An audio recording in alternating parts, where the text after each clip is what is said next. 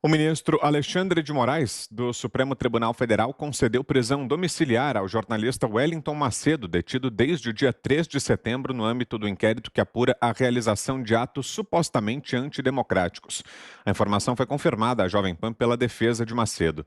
Moraes também estabeleceu uma restrição de aproximação de 1 quilômetro de raio da Praça dos Três Poderes, dos ministros do STF e dos senadores. A detenção foi autorizada pelo ministro, que atendeu a um pedido da Procuradoria-Geral da República. À época, a subprocuradora-geral Lindor Araújo afirmou que o jornalista era um dos responsáveis pela convocação e divulgação de ato violento e antidemocrático previsto para o feriado do Dia da Independência do Brasil. Antes dos comentários, mais uma informação: o ex-deputado e presidente do PTB, Roberto Jefferson, voltou ao complexo prisional Bangu 8, no Rio, onde foi detido há cerca de 2 meses. O político deixou o Hospital Samaritano da Barra da Tijuca, também na capital, onde esteve internado para tratar uma infecção urinária e também passou por uma cirurgia de cateterismo. Cris.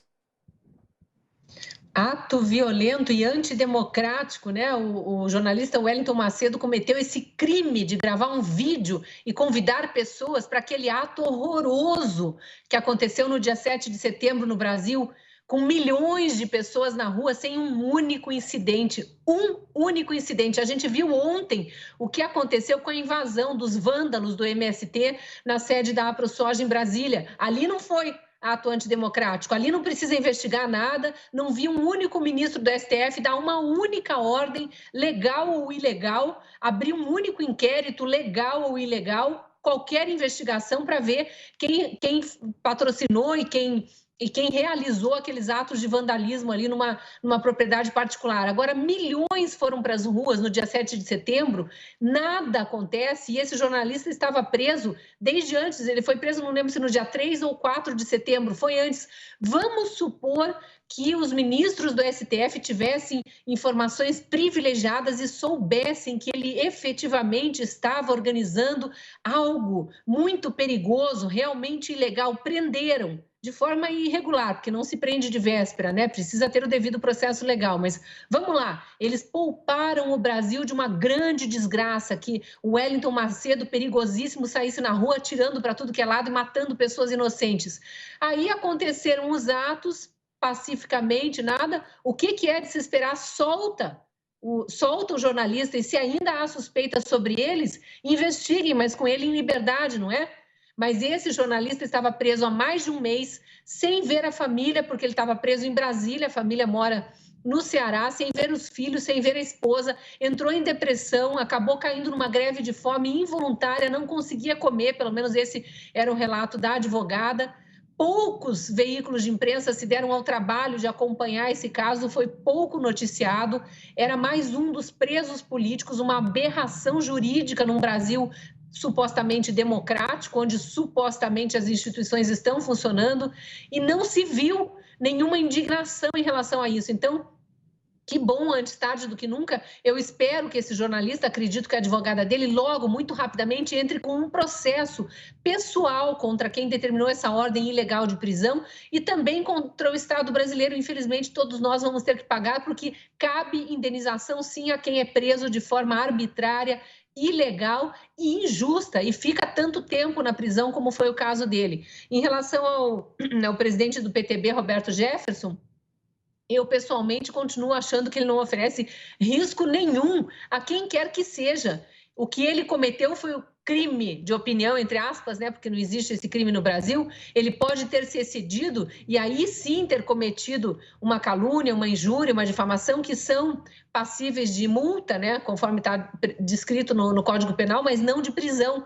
Então, e se ele cometeu esses crimes, processem. Quem se sentiu atingido, processe. Eu até acho que ele exagerou em muitas das entrevistas que deu, em muitos dos vídeos que gravou nos últimos meses, nos últimos anos aí, mas não é o caso para prisão também. E uma pessoa doente, né, com idade já mais avançada, é de uma extrema crueldade o que está sendo feito com o ex-deputado. E olha que eu não sou favorável ao que ele disse, nem à forma como ele atuava, mas a gente precisa defender a liberdade de expressão e especialmente a humanidade. Tem casos ali que, por favor, liberam presos com medo, presos perigosos, com medo que peguem Covid na prisão, quando ainda não havia um único caso de Covid nos presídios brasileiros. Liberam André do Rep, um dos traficantes mais perigosos do Brasil, para o cara fugir e depois dizer erramos, volta atrás, manda prender de novo, ninguém mais sabe onde ele está.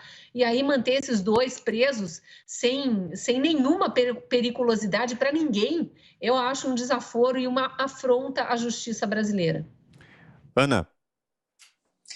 Bom, a gente tem que continuar fazendo pressão no Senado, né? Perguntar aí ao presidente do Senado, o senhor Rodrigo Pacheco, se ele vai usar as ferramentas aí previstas na nossa Constituição, ferramentas de responsabilidade, né? Accountability, se continuaremos vendo prisões inconstitucionais, não é nem prisões ou inquéritos que alguns juristas concordam, outros não, são prisões e inquéritos inconstitucionais, porque primeiro que nem o jornalista, nem o presidente aí do PTB, eles deveriam estar sob a jurisdição da Suprema Corte do Brasil, eles não têm foro privilegiado. E por que eles estão aí debaixo da caneta do Alexandre de Moraes? Então, enquanto nós não começarmos a cobrar do Senado para que esse ciclo vicioso se quebre, o Senado cuida de impeachments, né, de processos de impeachment do Supremo Tribunal Federal, para que nenhum iluministro seja aí colocado em plenário, e aí o Brasil vai assistir de cadeira, com certeza, e o Supremo Tribunal Federal continua engavetando aí os inquéritos e os processos, muitos inquéritos e processos de senadores tramitando aí na justiça sobre corrupção, fraude, formação de quadrilha, continua engavetando.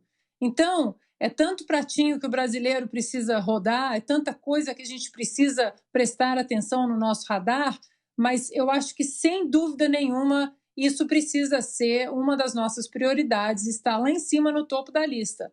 A pressão em cima do Senado para um possível impeachment de um ministro que cometa inconstitucionalidades, que não respeite e não proteja a nossa Constituição, como esse senhor aí, o ministro Alexandre de Moraes, e logo em seguida a gente começar a empurrar a PEC do foro privilegiado para que os nossos congressistas, deputados e senadores não tenham essa prerrogativa que protege e muito, e entra nesse círculo vicioso aí do Senado protegendo a Suprema Corte e a Suprema Corte protegendo o Senado. Agora são 7h56. E agora, então, as mensagens que chegaram aqui pelo nosso WhatsApp, a participação dos nossos ouvintes.